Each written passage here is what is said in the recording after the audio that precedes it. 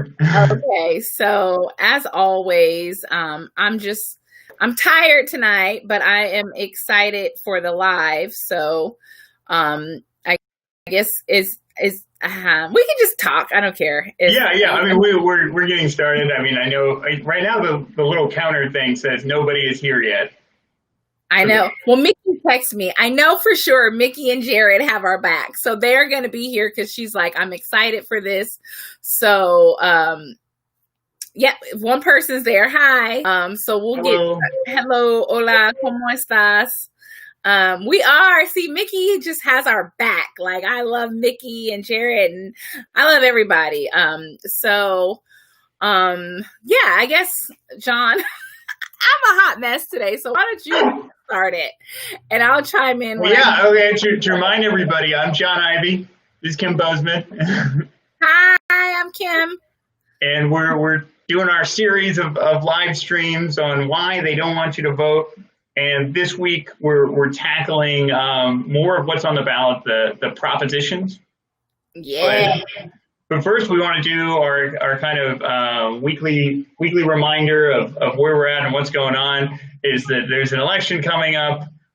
Go to vote.ca.gov to you can still register people to vote online.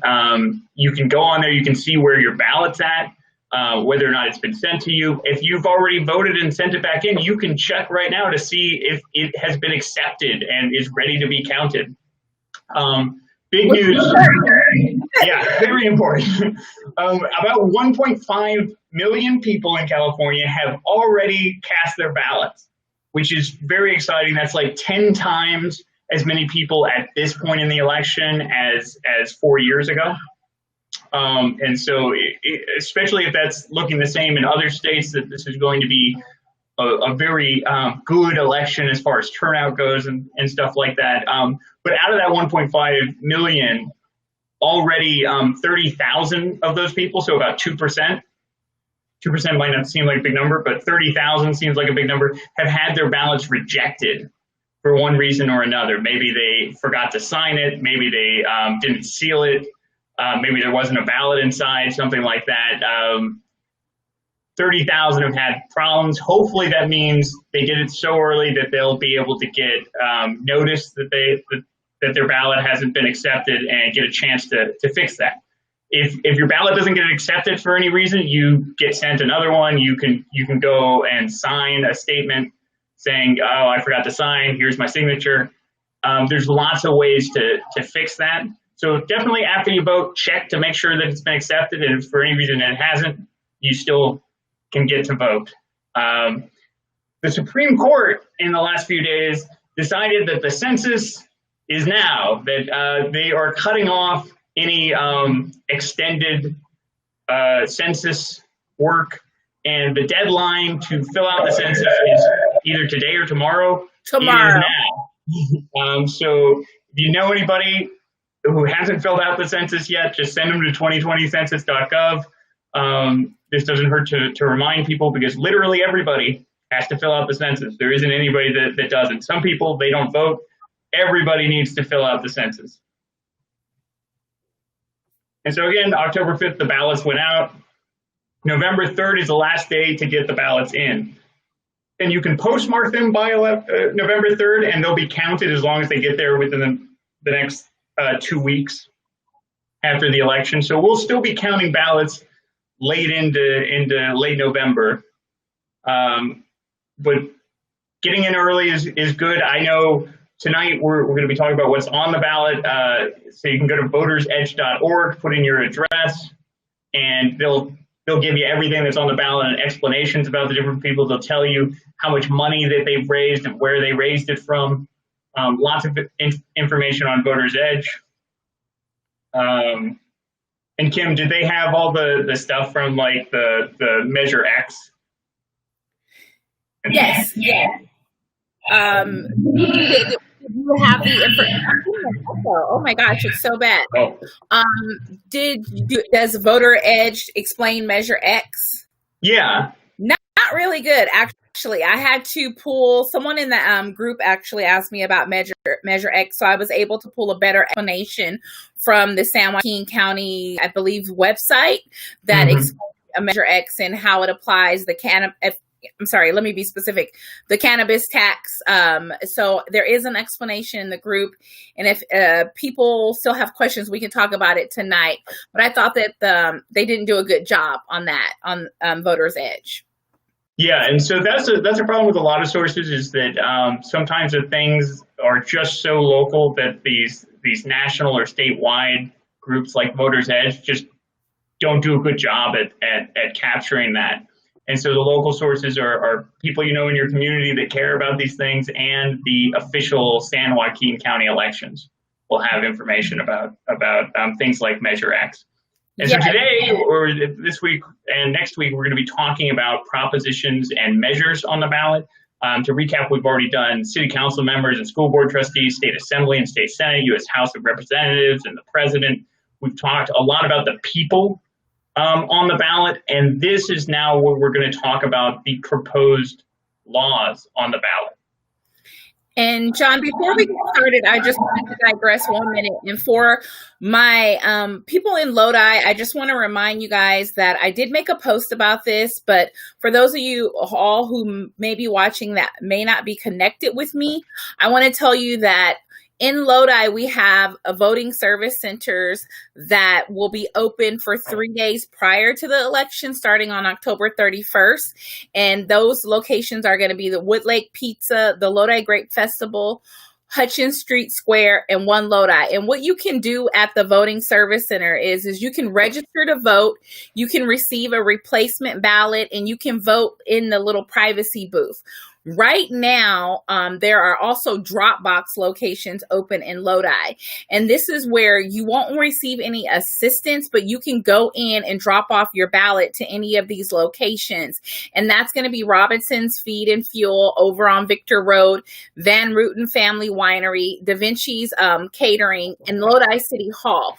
One other thing, the day of the election, November 3rd, Lodi City Hall will transform into what we call drive-up democracy. So for those of you all who are worried about getting in contact or may not be as mobile, you can drive up only on the day of the election and turn in your ballot. This information is posted on my actual personal page, and I will continue to get it out there, but I just want to let you guys know that, that those are the authorized places that can collect your ballot in Lodi. Yeah, and that's true. Throughout California, there's going to be drop boxes, vote centers, polling places, and the elections offices, and a lot of the counties are doing the drive-up democracy, drive-through democracy in some places.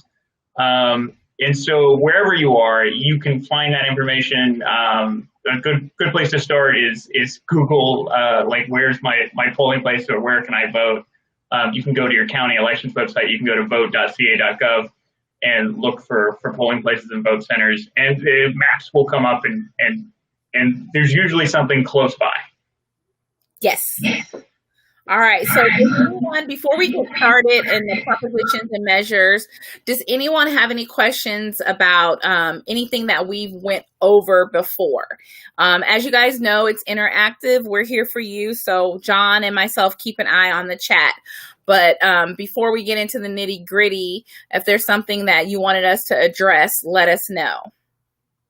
And so I'm going to say, I don't think so, but I'll keep watching. John, I'm going to go ahead and I'm going to let you go bat first. Okay, so we wanted to start before we dove into the propositions, just kind of going over like what is a proposition, what's a measure, what's a bond. And so propositions. Right now we've got a dozen propositions on the ballot statewide, and a proposition is just a proposed law. Basically, it's an idea, and if enough people vote yes on it, then that idea will become law. And so propositions end up on the ballot in one of three ways, really. First is that anybody who has such an idea can register to start a petition. And if they collect enough signatures, then it goes on the ballot in the next election. And there's a timing kind of thing. In other words, you only have that time before the next election to collect those signatures. And so you have to, for most of the propositions, you have to collect around 600,000 signatures statewide in California, and then it'll go on the ballot. The other way a proposition gets on the ballot is if the state legislature puts it on the ballot. This is the case if they want to amend the Constitution, if they want to raise taxes, if they want to borrow money, they have to go through this process of asking our permission. And so that becomes a proposition on the ballot. The third way is the state legislature passes a law. The governor signs it, it's ready to go into effect, and then anybody can register to collect signatures and collect enough signatures to stop that law from going into effect. That's what we call a referendum. And so Prop 25, this election, is an example of a referendum where the legislature passed the law, the governor signed it, and then they gathered enough signatures to stop it. And Jared asks, is it always the same number of required signatures? No.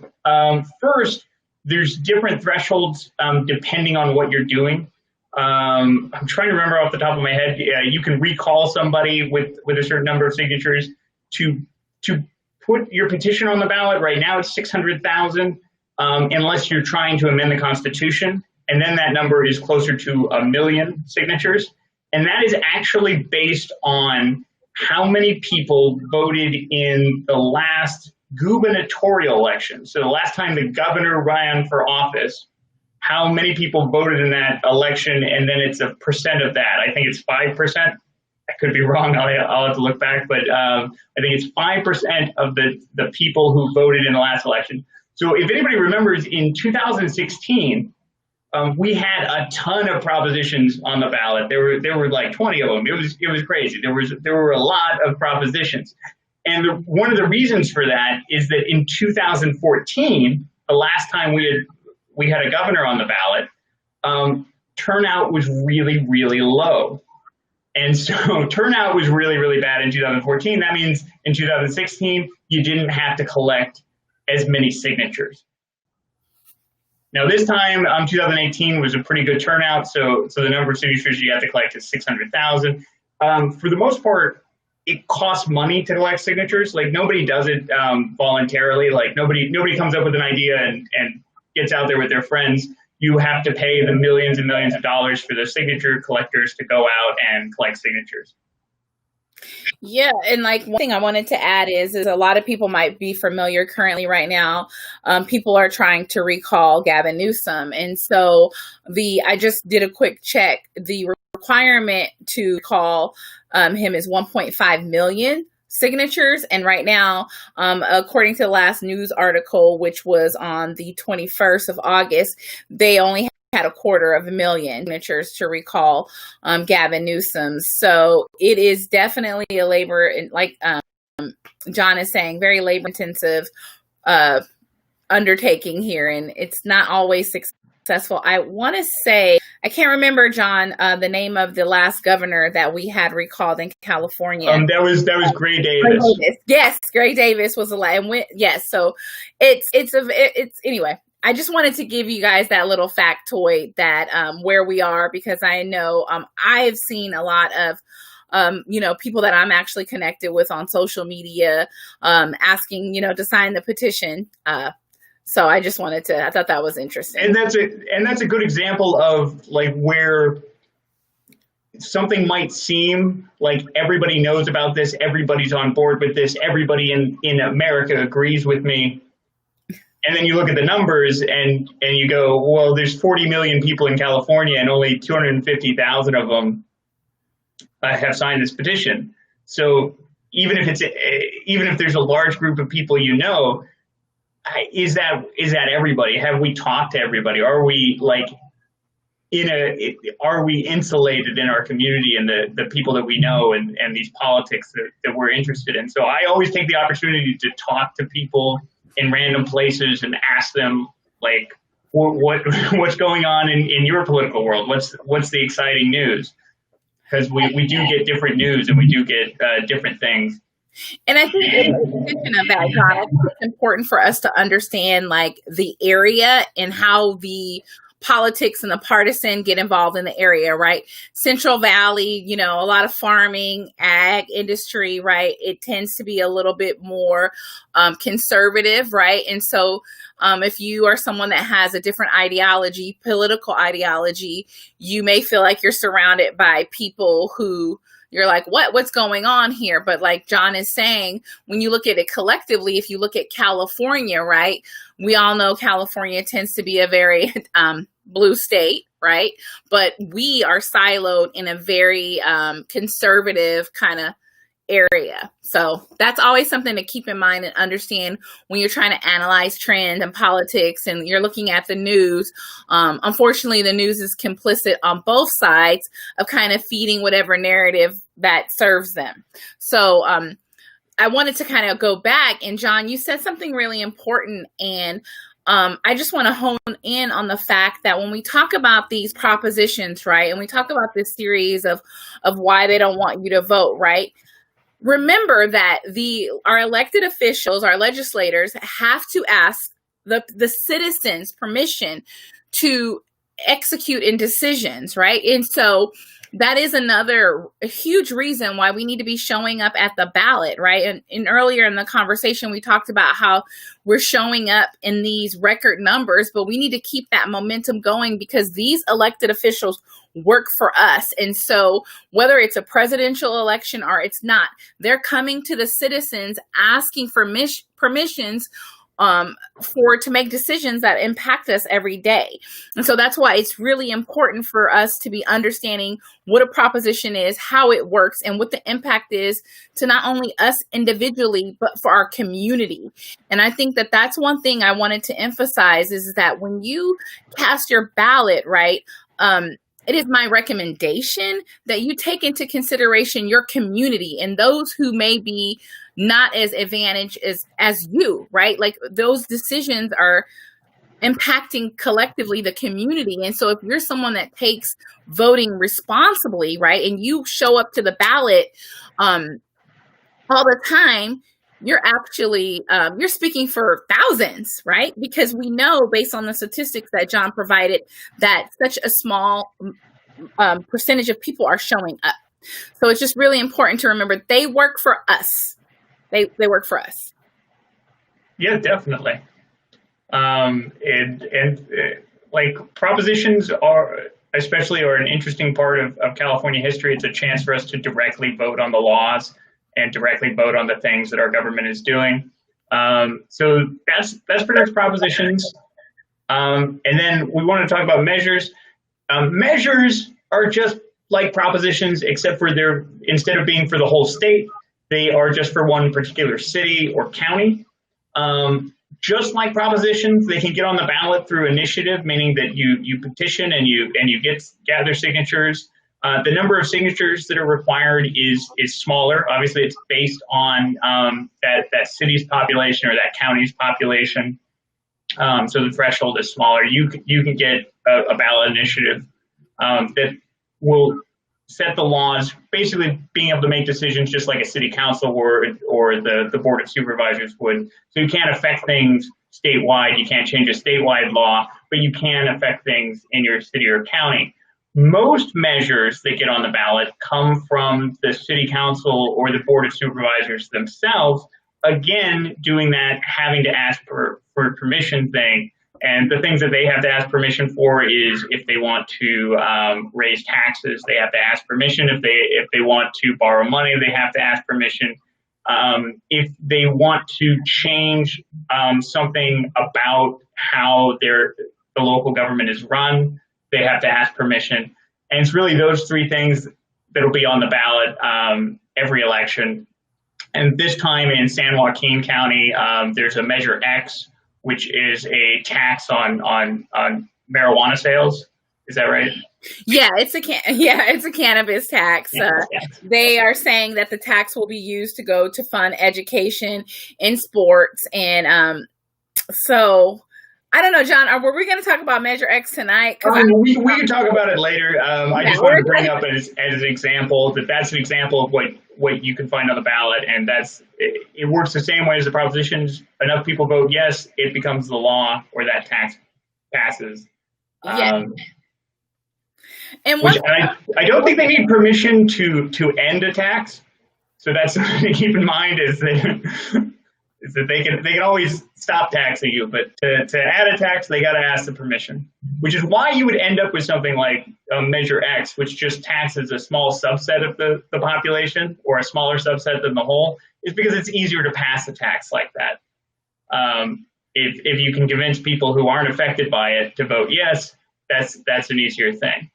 And so I also wanted to touch really quickly on our statewide bond propositions.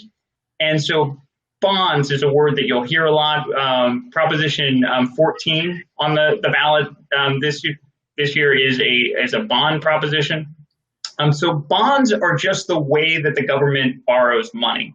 They quote unquote sell a bond to someone, and then that bond holder is owed interest payments and the money that they paid back. So it's really just a loan. It's a loan that the government takes out by asking basically anybody, can I borrow money from you, and we'll pay you back over the next 30 years. Individuals can buy bonds from cities and counties and the state, and even the United States sells treasury bonds. So you can enter the bond market for as low as like $25. But for the most part, it's usually big banks, big retirement funds, big institutional investors are usually the ones loaning money to the government. And specifically the bond proposition, to touch on 14 just a little bit, what it will do if enough people vote yes is it will just authorize the government to borrow the money. It doesn't automatically make them borrow the money. The process of borrowing after that is a budget process. It's later decision making. This is just the first step. It's kind of like giving the government a credit limit and saying, hey, you can borrow for these purposes, but please borrow responsibly. Currently, the state owes about $80 billion in its bond debt. And that's out of $118 billion that it's authorized to borrow. So it has another $38 billion right now that it just hasn't borrowed, even though the voters said, you guys can borrow another $38 billion. It just hasn't done it. Prop 14 would borrow another $5.5 billion, or authorize another $5.5 billion. And that would be to stem cell research and the development of new medical treatments in California. If the government borrows the whole $5.5 billion, then it will cost about $300 million a year to make those interest and principal payments for the next 30 years. And you can see from that graph, the little black line is the part that makes up Prop 14. Just on top of that gray box, which is the authorized but not yet borrowed money. And so just a quick, that's how bonds work. Jared has a question about bond measures. Are there ever bond measures that go through that the state doesn't cash in on? Yes and no. It might be that they don't end up doing it all right away. But if you can see from the chart, they have about $38 billion that they either haven't borrowed yet or that they won't be borrowing. But on the other hand, there's $80 billion that they still have outstanding. And so I don't want to say that they won't borrow the money, but it really does come down to budget decisions later about when they will borrow the money, if they can afford to finance it at that time. And so if you vote yes, you should be rest assured that it will probably add to the debt load. But as you can see, it's not a straight up curve. In other words, California just hasn't continuously borrowed, even though that chart goes back to 95. So that's a chart that looks through the last recession. And as you can see, there's a small spike during the recession. It's not a mountain that just kept climbing. So we've been pretty good about fiscal responsibility in California as far as our borrowing. And yes, Mickey, there are expiration dates. So I don't know on Prop 14 how that's set up, but everything's kind of laid out into usually when these bonds go up into 5 or 10 year increments. And usually there's a sunset on when the state can no longer borrow it. So I can tell you, John, so Prop 14 is 30 years that they have for the stem cell research. They have to repay it at $260 million over the next 30 years. But I wanted to go back and I wanted to ask you a question, because as I'm thinking, this is something that I honestly don't know the answer to. So if you have $30 billion that has been unallocated, why do they have to, if we're making the comparison to a credit card, right? And so they still have $30 billion that they can use. Why do we have to pass another bond? Why can't we just have them tap into the money? I think I know the answer to this, but I'm not really 100% sure. So I thought if I had the question, maybe someone else. And it has to do with what they're authorized to do specifically with those bond authorities. In other words, right now we're voting on Prop 14, which authorizes the $5.5 billion, but it's not just a blanket $5.5 billion. It's $5.5 billion that goes to stem cell research and the development of new medical treatments. And so yes, it's kind of adding to the top of their credit limit, but it's a very specific thing. And so that's what that $38 billion is made up of too, is very specific programs. And so if they already had $5.5 billion for stem cell research and development of new medical treatments in there, then they probably would just use that and not ask for more at this time to be authorized. It's probably because that isn't one of the programs that's already authorized for that other stack of money. Okay, so I think that's good. I want to do a check-in though with the audience, because it's really good stuff, right? And so do you guys have any questions about the bonds? I know that a lot of you had received your ballot. Some of you guys have already turned in your ballot. Yay for democracy. So I think, John does a great job of explaining, but I always like to come in and ask him all of the what ifs here. And so I think that that's really interesting. So John, another thing I'm going to pose to you, and I'm also looking at the chat in case anyone has any questions. Okay, Jared has a good question. Is it always legislators that author bond measures? I wanted to say yes, but I don't think it is always legislators, because this isn't just, bonds aren't just authorized for like the state to specifically borrow the money and sell it. It can authorize local governments to do it. It can authorize agencies. And in a lot of ways, that money is going to something. So it might be going to an industry that's going to benefit from this borrowing. And so if they want to get it done, I think that they could get something like that passed. And I want to cite specific examples because I think this has happened before. But in general, it's going to be the legislature putting the bond measures on. And because they have to ask for permission to sell bonds and to borrow money, this is something that you're going to see every election.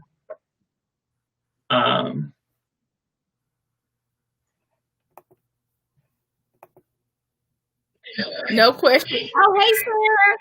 That's my boo thing. Oh, wait, Okay. and here's a good example. I knew I'd find an example real quick. Prop 14 actually wasn't put on the ballot by the legislature.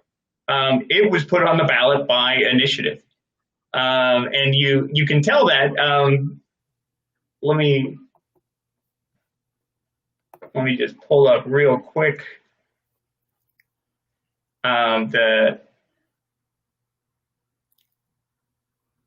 hopefully I hit the right tab. Oh, I did. Is that you can pull it up. And the title of Prop 14 is that it authorizes bonds, continuing stem cell research, initiative statute.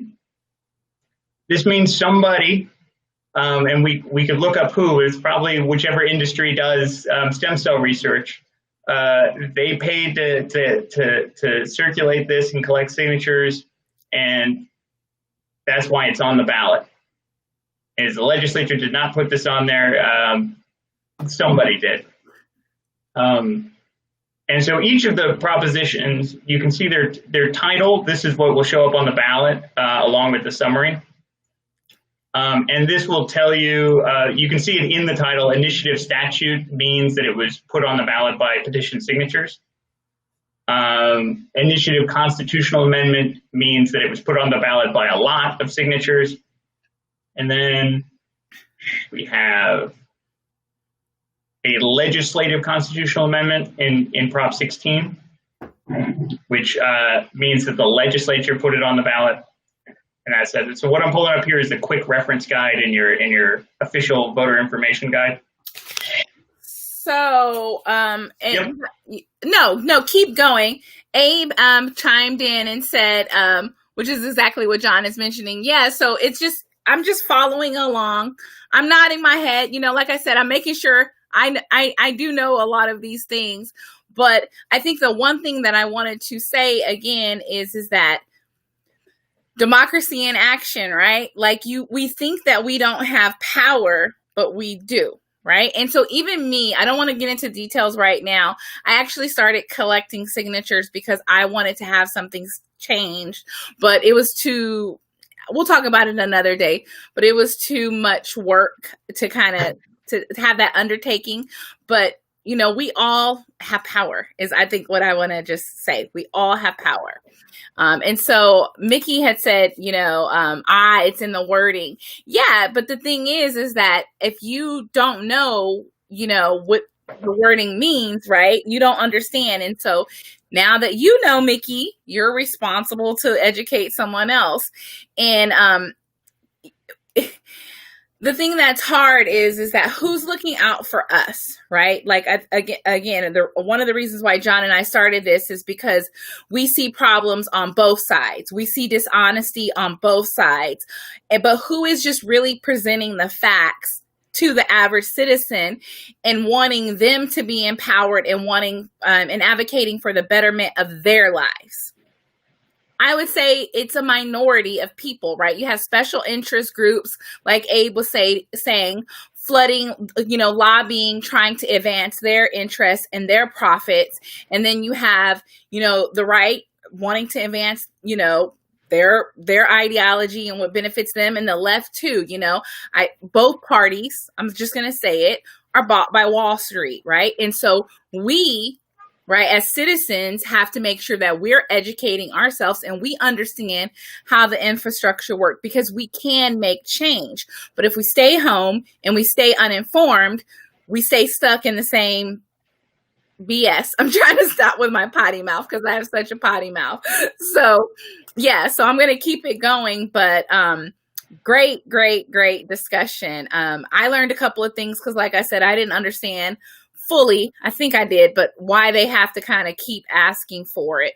So those are the things that you should take into consideration, right? When you are watching the news or you're reading, understand the history, understand like how much money they have left, how they're balancing and managing our budget that we currently have, right? I'll get off my soapbox, but y'all know I'm surfing on the soapbox all the time. I'm surfing. I'm just going to get a little surf box that's going to float around here. Keep going, John. Okay, well, so that was pretty much it, as much as we wanted to talk about state bond debt and stuff. And I know like every time I get to talk about it, it's very interesting to me to learn more about the bonds. But we wanted to try and get to some of the propositions today, starting with Proposition 15.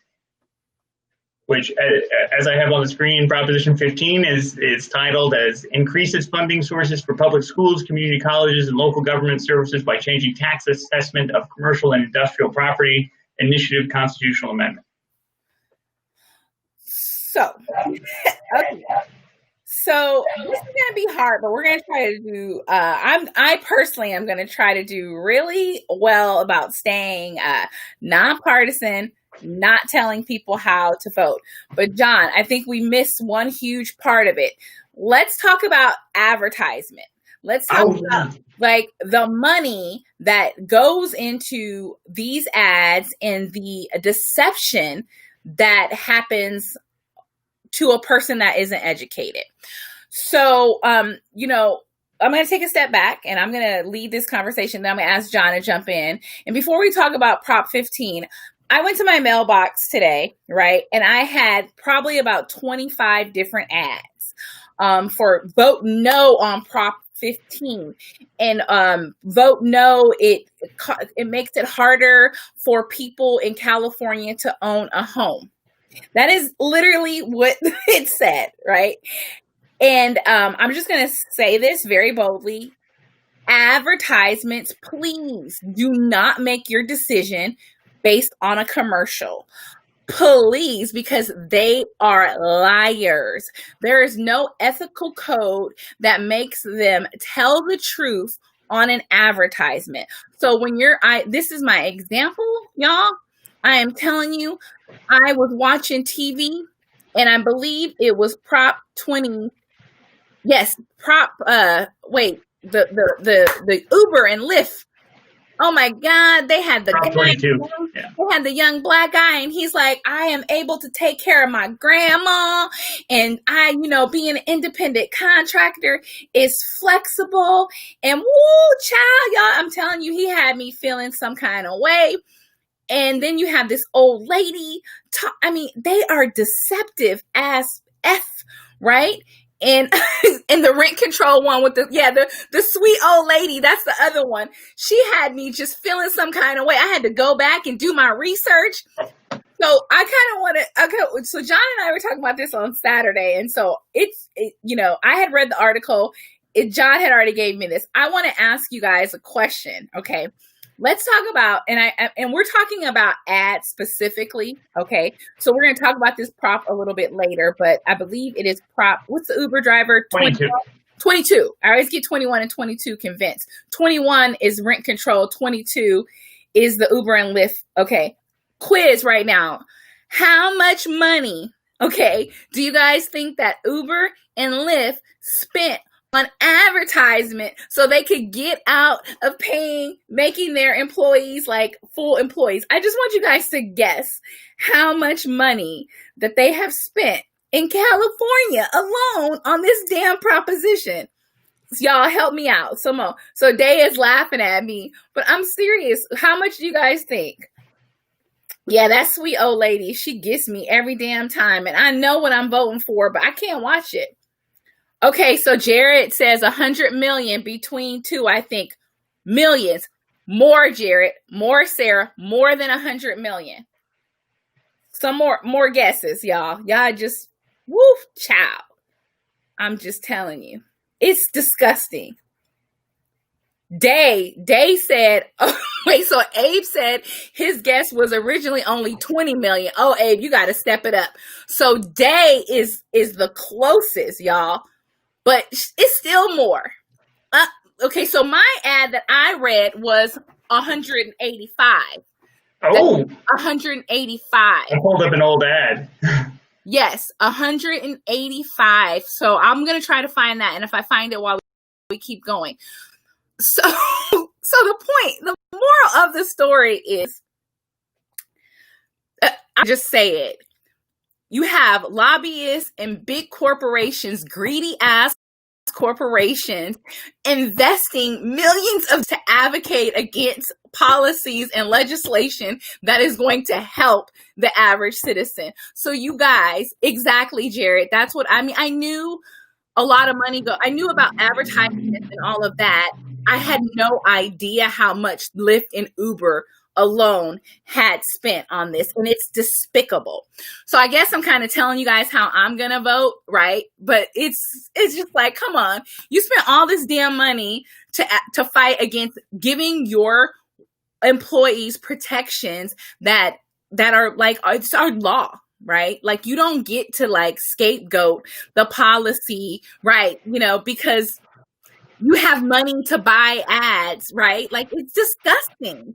Yeah, exactly, Abe. $185 billion. I'm so mad. Oh, look, it's up. Oh my God. Like, because it keeps going up because they're continuing pouring money into to not do the right thing. And you're going to find that I'm honing in on Uber and Lyft, but they are not the only. Exactly, Mickey. It's gross. It's disgusting. They are not the only guilty corporates. It's what happens when you have big corporations doing whatever they can to protect their interests and their wealth and not thinking about the little person. It's sad. It's heartbreaking. But what is even more sad is that we don't know these things, right? The news, they're not telling us these things, right? There's no one really explaining this to the average citizen about this. And so you will watch the news and you'll see these commercials, right? And the ethos, they appeal to you and you're like, oh my God, I just got to make sure. I mean, I'm telling you, that guy telling me that he could take care of his grandma, I knew it was bullshit, but he almost had me. He had me confused, right, Jared? Jared, I just want you to know, I wanted to talk about Citizens United, but John, like, he pulled me back. So we're not going to talk about it tonight, but we're going to talk about it one day. So that's kind of the one thing I wanted to just, before we really got into Prop 15, I wanted to kind of go back and talk about advertisements, because right now, that's what you're getting flooded with, right? In your mailbox, on your TV. And a lot of people make decisions solely off of that, right? And if you think about one of the things that John and I talked about, and I'll let you know, I'm going to stop, is that you kind of need to understand in your voter access guide, there is a very good analysis of the proposition. And then you can also see what types of groups are supporting each proposition. And that kind of gives you a hint of maybe what is, what's on the up and up. But one of the things I want to say is there's a misconception that just because your union supports a proposition, that is always going to be in your best interest. And I'm going to say that's false, right? Unions have their own interests as well. There's a lot of money involved in unions. I am a member of a union. I am pro-union, but do not just be swayed because your union is supporting you. I have been receiving, I'm supporting a proposition. I've been receiving a lot of text messages. Hey, this is such and such from, this particular union. Can you stand with us on this proposition? And it's like, once you start asking them questions, so make sure you educate yourself. I'm going to stop right there and get back to Prop 15. We had to talk about the lies. I'm telling y'all, when y'all see that old lady, you just say, Grandma, why is you lying? And do not be swayed. Do not be swayed. Okay. Yeah, and talking about doing your own research, I know that's kind of a conservative talking point right now. Do your own research. Don't trust the government or the media. But don't also just trust the random video that you see on Facebook or that advertisement or something like that. There are official sources of information that are nonpartisan that will give you the explanation. And right now, they still are kind of behind on the times. And so what I have up on the screen is the voter guide pages for Prop 15, which explain everything about Prop 15. But it's a lot of writing. It's a lot of stuff that's kind of not accessible to everyone. And it would be great to have all of this in video format in a way that we can talk. So that's one of the reasons why we're doing this, is so that we can talk it out with everybody and not be, and you know that nobody's paying us, because nobody would pay us to try and convince you of something. But so Prop 15 is about property taxes, and it's about funding things. But that's kind of how you always frame a property tax, is that you talk about the things that it's going to fund, and the people who are against it concentrate on the people that are going to have to pay it. And so those are the two sides of the coin.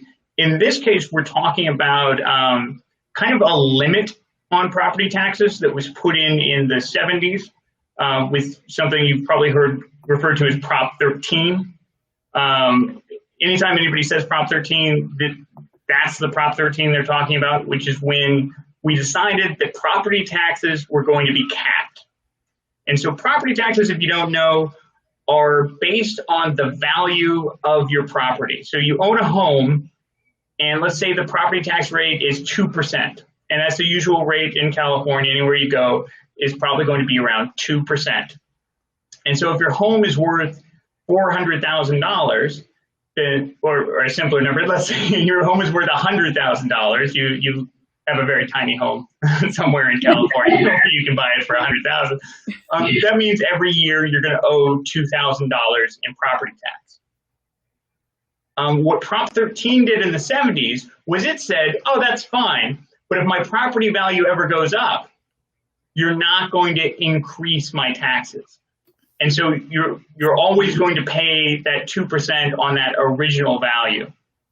And so if you own your home for 30 years, you bought it for $100,000, they can move that rate up a little bit, but you're never going to pay more than a 2% increase each year. So after 30 years, even if your home's worth $1 million now, you're still paying taxes on it as if it's worth $100,000. And so just to give you the background, that's the property tax thing, is that we treat properties as if they haven't increased in value. Which I'm going to add here, we know that they increase in value, right? And so we know that, let me see how to say this, that there is still, especially properties in California, right? Let's talk about the worth. And so, and if we're looking at where this money is going, right, to our K-12 schools, and community colleges and local government, I'm not telling people how to vote, right? I'm just telling you to think about that, right? As we gain wealth, right, we should, it's my personal opinion that we should pay more, right? And so if my home is worth more, I should pay the taxes based on what it is worth, not based on some bull crap legislation that passed a long time ago. So I'm not saying how to vote for this prop, but I'm totally on board with Kim on that. And I want to say that this proposition doesn't undo that previous one for most people, or for all people. And so this is one of those Citizens United things, is that Prop 13 that limits your tax increases includes corporations. And so a corporation, for as long as it lives, which is forever, never has to pay taxes on its property except for whatever the value was when it first bought it, let's say 50 years ago. So it's paying taxes based on the value from 50 years ago and not paying taxes on the value of its property that it has today. And some of these corporations own hundreds of millions of dollars worth of property. And so what Prop 15 would do is basically close the loophole for them. So this wouldn't affect basically anybody listening to this, anybody that those people know, or probably anybody that those people have seen in their lifetimes. This is something that would greatly affect just the ultra wealthy corporate landowners. So when you see that commercial, because it's an ad that it's in my box right now. Grandma? With grandma saying that Prop 15 prevents her from owning a home, grandma is freaking lying. She's lying. I'm just going to leave it at that. And we're going to move on because we have 2 more props to talk about. So I'm just saying the lies. Don't believe the lies and the nonsense and the foolery. Yeah, so I hope we covered that okay on the summary. Is just that it will take away that carve out for large business owners of land. Not small businesses, they still keep their exception, but large businesses owning more than $3 million in property. Right. And grandmas. Yes, exactly. Grandmas that own more than $50 million in property are going to be having a very sad time. Right? Yes. So I'm telling you, damn it, Grandma. They're good. They're so good. So I'm sorry, John. Was there anything else about this prop you wanted to cover? No, that was it. Okay. Let's, which one we have next? Next we had, I've lost my ability to change screens. So let me do that. I think we had Prop 20. Yes.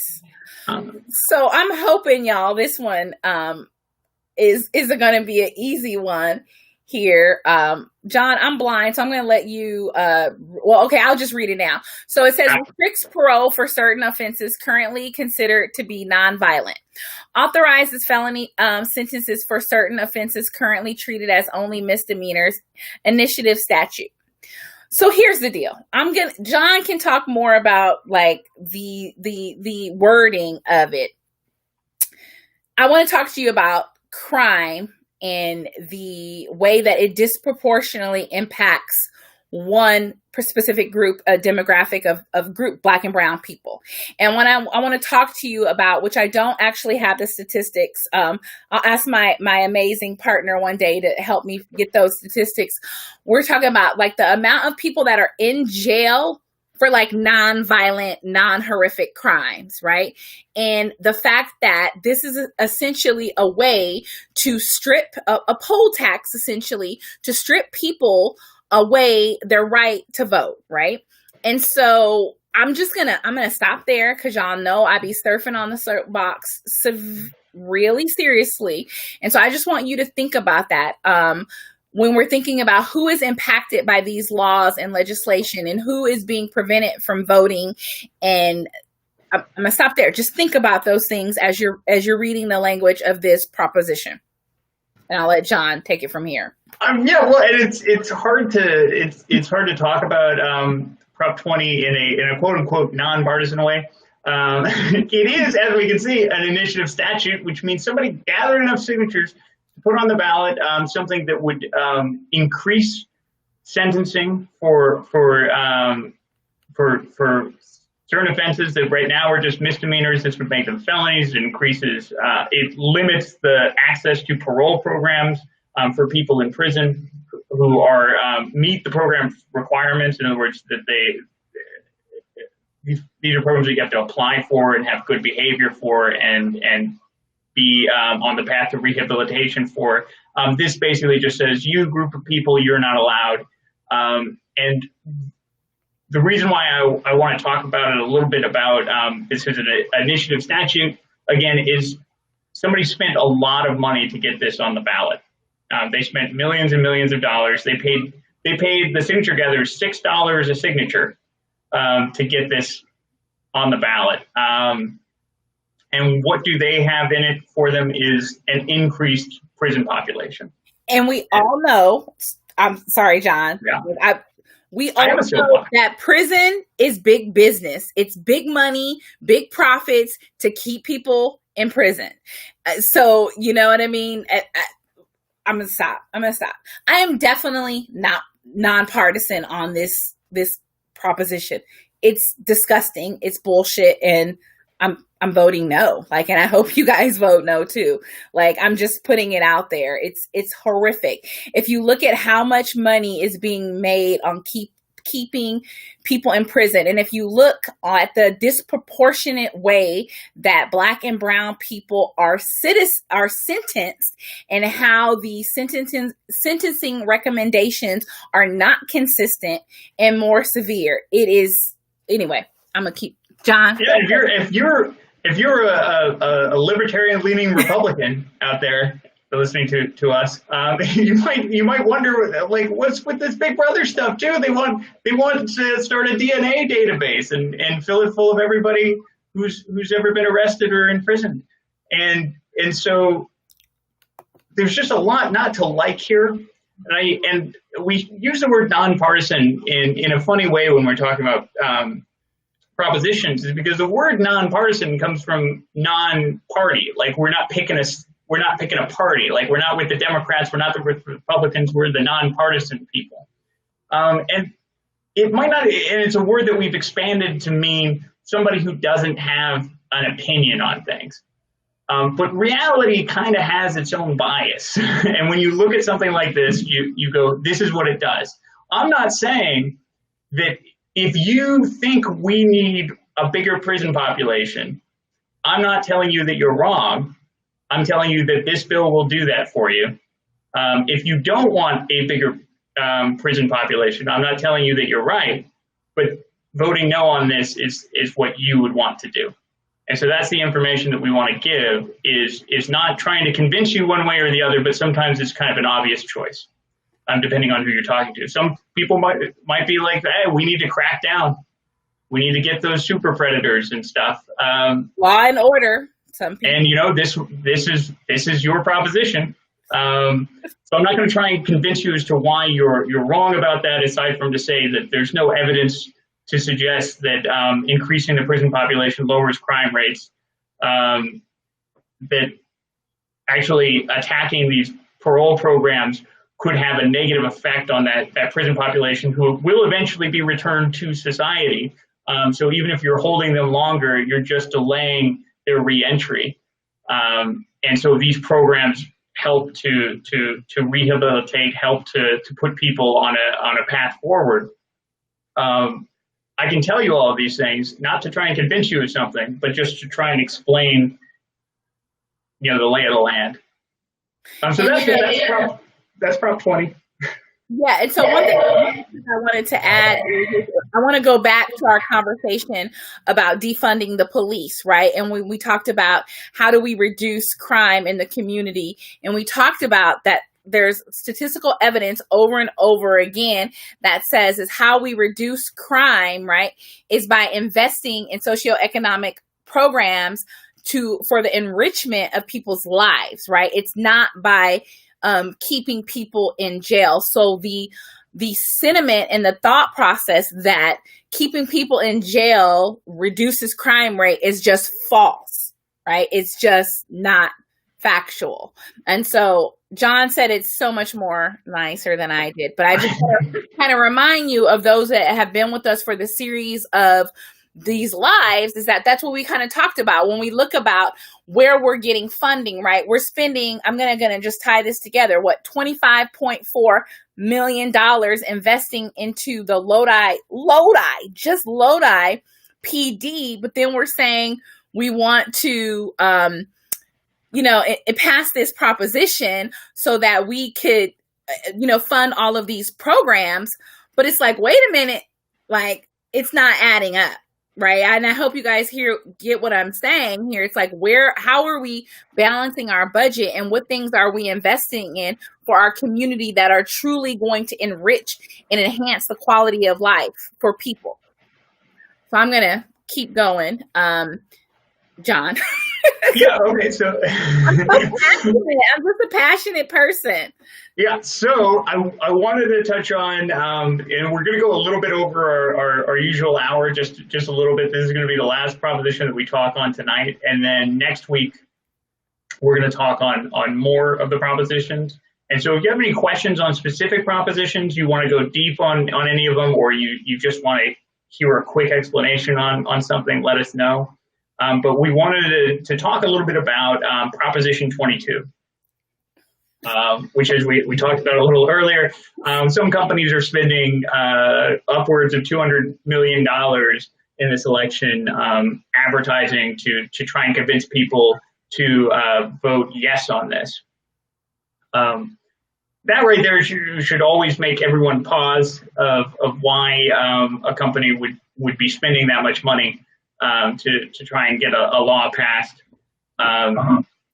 And really, this one is in response to a court case and then legislative action related to independent contractors in California. And so it all started many years ago when a trucking company figured out that to avoid the labor laws in California, they could just pretend that each of their drivers was its own little company instead of their employee.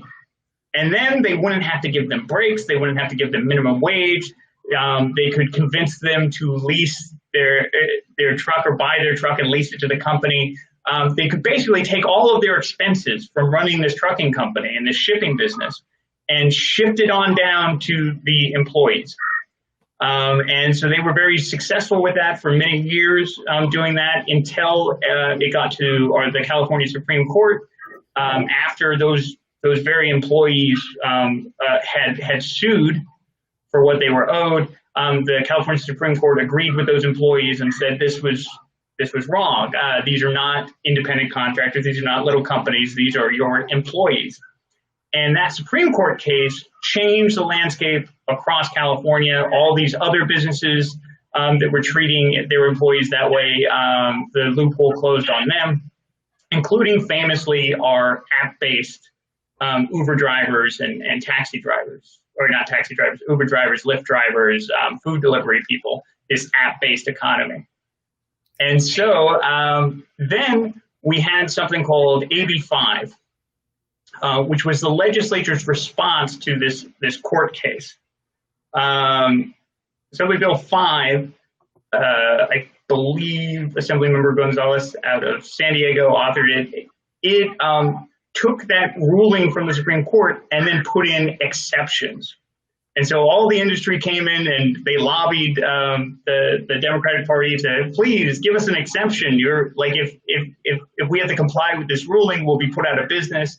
Please save us. And so a lot of companies got that exception. One group of companies that did not get the exception in the law are these app-based rideshare and delivery services. And so that's what Prop 22 is they want their exception, that they couldn't convince the legislature to give it to them, and now they're trying to convince the voters. And so in general, what it means is that they want to be able to treat their drivers like those drivers are their own business, that they're just kind of transacting with. That when you order an Uber driver, you're just asking Uber to hook you up with some other business that they know, and that guy will come and drive you, and you just are paying Uber a fee for that connection. They don't actually hire any drivers. And it's all kind of an illusion.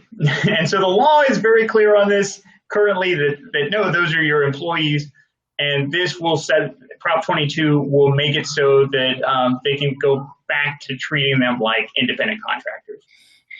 And one thing I wanted to add here is that, again, when you watch the news, right, or you talk to friends, there's this misconception that if this legislation does not pass, right, you might hear, well, they're going to withdraw out of California and we're not going to have, Uber and Lyft drivers, and that's just false. Actually, when you look at like the competition, right, and like monopolies, right, if that happens, and again, I'm not telling anyone how to vote, it just makes room for someone else to enter the market. And the other thing that I want to talk about and I want to emphasize is that a lot of these companies, right, they are lying, I'm just going to say it. And an independent contractor truly means that you have control of yourself and your hours, and there's a complete level of autonomy. And that is not what is happening by these with these app-based drivers. They don't have the control. And so it's just a way for people to kind of escape the regulations and the fairness of requirements on how to fairly and equitably treat your employees. So again, I just want to kind of, because when I first started learning about things, I thought about that, like, oh my gosh, well, if this doesn't happen, these effects, but it's that mindset that kind of actually prevents us from growing, right, and having more equitable wealth and truly independent. So I'm going to stop there because John did a great job. Well, and I want to say I've heard a lot of things over the last year and a half about this change for the independent contractors, for truckers, delivery drivers, and Uber drivers across the board. This was a big change. A lot of them are afraid of losing flexibility, kind of thing. So, like the rideshare companies have literally lied to everyone they can talk to, all of their employees. They just send them these just straight lies about things like being an employee means that we can't give you flexibility anymore. And I wanted to assure everybody that there is no law that says that that if you're an employer, you have to dictate what your employee is doing, what hours they're working. Like, employers can give their employees flexibility. They can give them all of the flexibility that you would expect in these independent contractor situations. Basically, the reason why we say that these people are employees of Uber is because they're employees of Uber. It doesn't mean that they have to change how they treat them, except for that they have to make sure that they have minimum wage. They have to make sure that they're allowed to have meal breaks. That doesn't mean that they have to take their meal break. A lot of organizations that you work for, you can get that union contract that says we skip the meal break. And so a lot of what's talked about with this flexibility, I just want to assure everybody that that's not how the law works. Is that right now your employer can give you flexibility, and in fact, if you're organized and you're in a union and you're negotiating for things, you can negotiate for all kinds of flexibility. And one thing I wanted to kind of just add is let's talk about, like, we said a lot during this conversation. They lie. But I want to talk about, like, the emotional toll that happens when you are someone that you're already, like, working a full-time job, right? And you're needing to take on this second job to survive, because the ecosystem and the system is not set up for you to succeed, right? And so that's how people are manipulated, right? Because they have their head, just trying to stay above water, right? Just trying to survive, right? And no one is out here actively trying to explain to them what their rights are, how that they can improve, how they can fight back, right? Because you have all of this money being invested in to protect a certain class of people. So no one is looking out for the little guy at the low end of the pole. And that's how you continuously have people being lied to. And when you really think about it, it is so sad and it's so despicable, because they're just trying to protect their interests. It's corporate greed, that is not concerned about the livelihood of, okay, so Mickey has a question. Yes, in 1 minute, Mickey. So it's just, anyway, I'm gonna stop because I know we're over already, and then Mickey actually has a question. So she says, and I'm going to hand this to John because I think, he does a better job sometimes of explaining this. Just, can you talk a little bit more about AB5, how AB5 connects to Prop 22? Okay, so again, right before AB5 passed, the state of the law was that pretty much all these people who had been calling their employees independent contractors, they lost that. And now they're employees, and you gotta pay them minimum wage. They can form unions, all of these list of things. But there's industries like the rideshare industry where their whole business model is based around we're not going to pay those prices for workers. And that also includes, like another one would be newspapers that hire temp workers or hire freelance journalists so that they can pay them less and not pay benefits and kind of shuffle them around. And so all these industries, they wanted an exception to this. They pleaded like, hey, we will all go bankrupt. And when you look at news, you go, they would go bankrupt. Like they're already going bankrupt. They're already having a hard time. This would like end all the newspapers. And so they got passed into law in AB 5, a carve out. So basically AB 5 says, oh, well, if you're a freelance journalist and you're only doing this much work for them, then you're still just an independent contractor. And who got left out of AB 5 are the rideshare companies and several other industries like truckers. They got left out of AB 5. And so Prop 22 is the rideshare companies trying to get their exception, just like the other companies, just like the newspapers did in AB 5. They want to be carved out so that they can continue to treat their employees like independent contractors. And so that's kind of the relationship between Prop 22 and AB 5, is that it's them wanting the same thing that those other industries got. And so another example of like the misclassification that happens with independent contractors is flex drivers. So Amazon has this market of flex drivers, but if you understand how the system works, they have an app, right, with predetermined shifts that someone can select and says, okay, you can work this block from 10 to 12. You're going to get this particular rate no matter how long it takes you to complete the route, right? We're not going to pay you for, like having to deliver extra boxes, right? So when unemployment happened, and this is just kind of from an HR perspective, just a little tidbit. So when unemployment happened and the California legislator decided that they were going to extend unemployment benefits to gig workers, because that's what they're called, right? Amazon got busted because when the law changed, Amazon was still treating people like employees, right? Because the ABC test, John, is that what it's called? The ABC test says that if you don't have the opportunity to select your schedule, if they're telling you what to wear, right, then you are an employee. You're not an independent contractor, right? But Amazon was still treating people, saying and classifying them as independent contractors, but they had no control. They couldn't negotiate their salary. It was a set rate.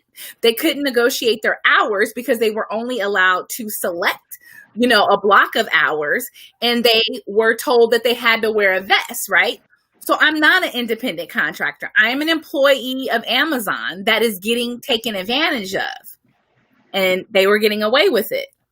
So that's just kind of like another example that I kind of wanted to give you guys, because it's a really good conversation. And one of the funny results is that the most successful companies will be doing the worst things to their employees, because, by the way, that's how they become the most successful company. In other words, Uber didn't become the company it is because they developed an app.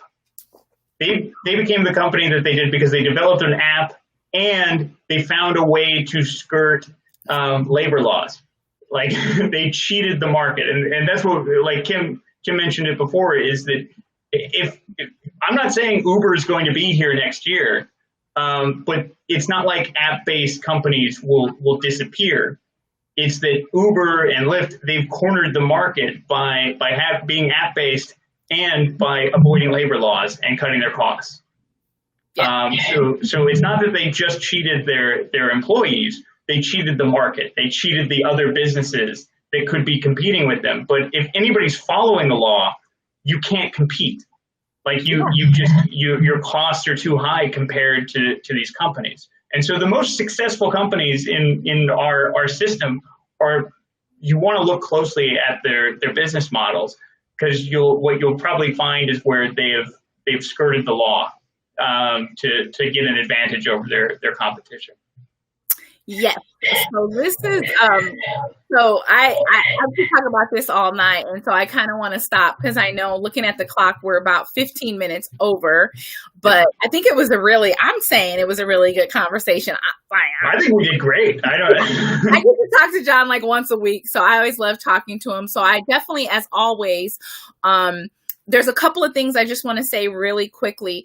We chose these, for those of you guys that are watching, I am a part of a smaller group on Facebook that we engage kind of with our audience a little bit more. So we did a poll. I created a poll to see what were the most popular propositions that people wanted to discuss.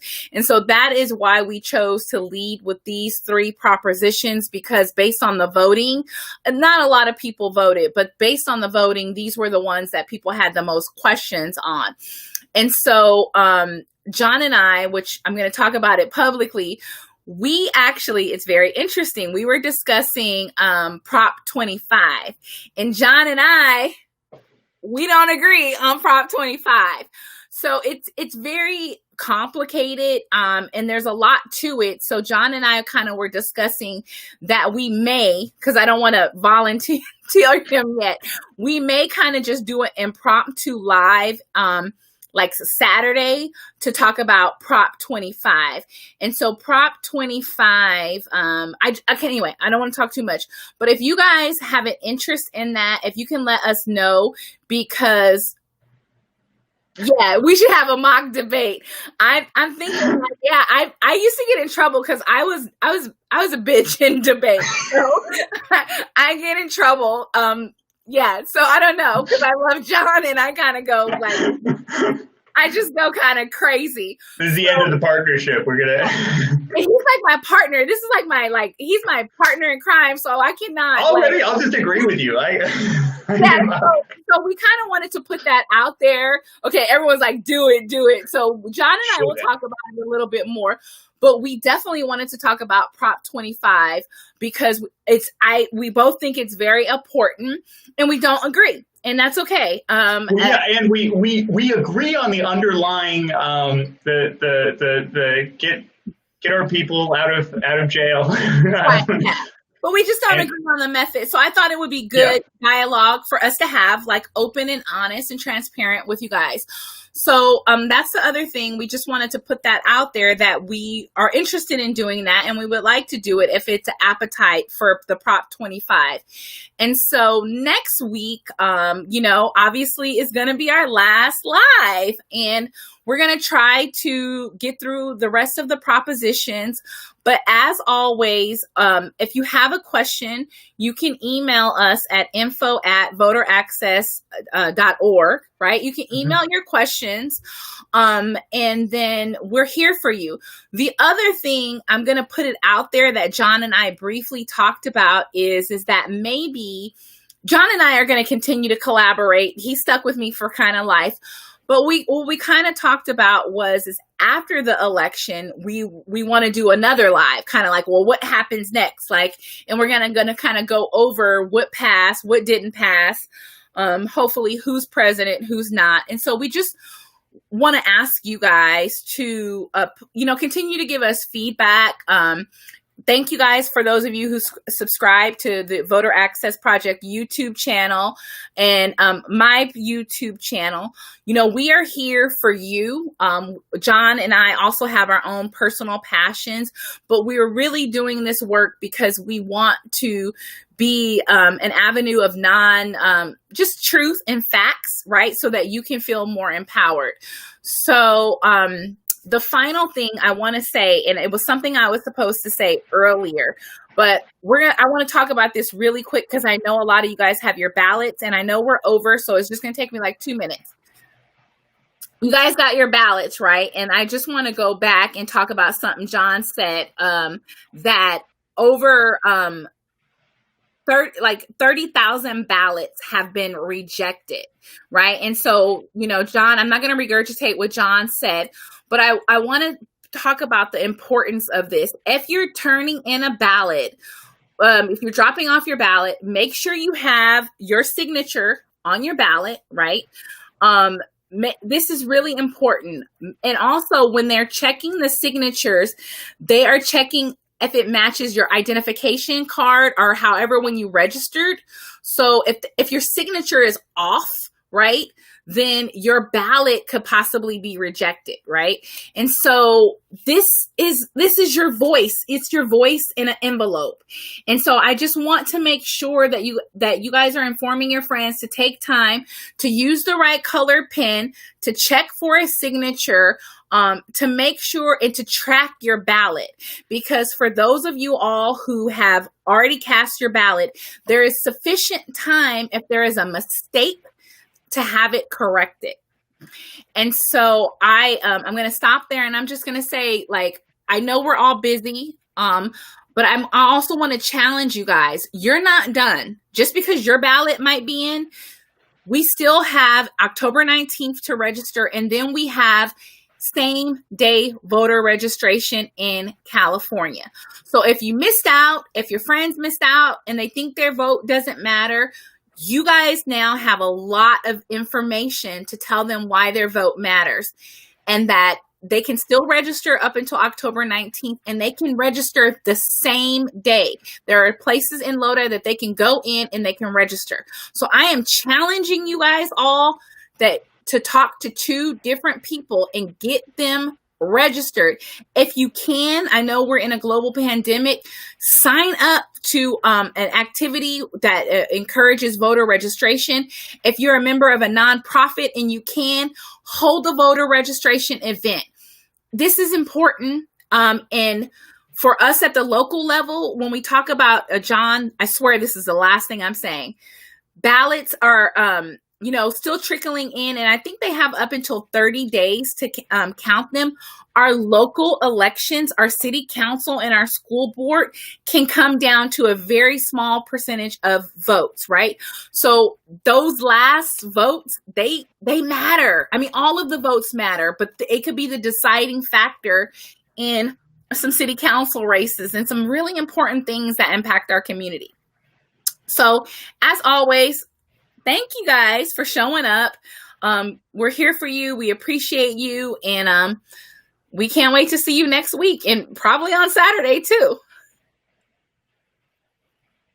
Yeah. Okay. Thanks, everybody. Good night.